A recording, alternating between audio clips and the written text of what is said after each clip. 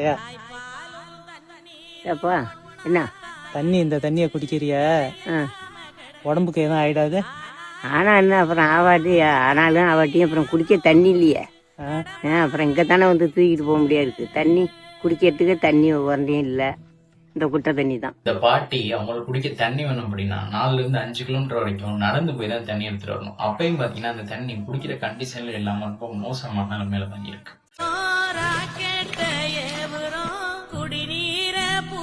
இப்ப தேர்தல் வாக்குறுதிகள் தர்றேன் அப்படின்னு சொல்லிட்டு ஒருத்தவங்க வேற இல்லாதவங்களுக்கு 4000 தரேன்னு சொல்லிட்டு ஒருத்தர் சொல்றாரு. இன்னொருத்தர் இலவசமா பெண்களுக்கு எல்லாம் பஸ் தரேன் அப்படின்னு சொல்றாரு. இன்னொருத்தர் கல்யாணம் பண்றவங்களுக்கு நகை தரேன் அப்படின்னு சொல்றாரு. இந்த தண்ணி எத்தனை நாளைக்குயா? 4 நாளைக்கு வச்சுக்கிட்டு ஓட்ட வேண்டியதுதான். 4 நாளைக்கா? ஆமா ஆமா. சாப்பாட்டுக்குன்னா? சாப்பாடுங்க அதுதான், குடிக்கவும் இதுலயே வச்சுக்க வேண்டியதுதான். சரி.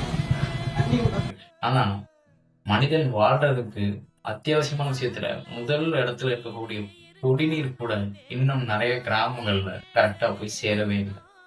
முதல்ல குடிநீரை எல்லாருக்கும் இலவசமா, எல்லாருக்கும் நல்ல குடிநீர் கிடைக்கும்படி செய்யணும் அப்படிங்கறதுதான் ஒரு நல்ல வாக்குறுதியாக இருக்கும் அப்படின்னு சொல்லிட்டு நான் நினைக்கிறேன்.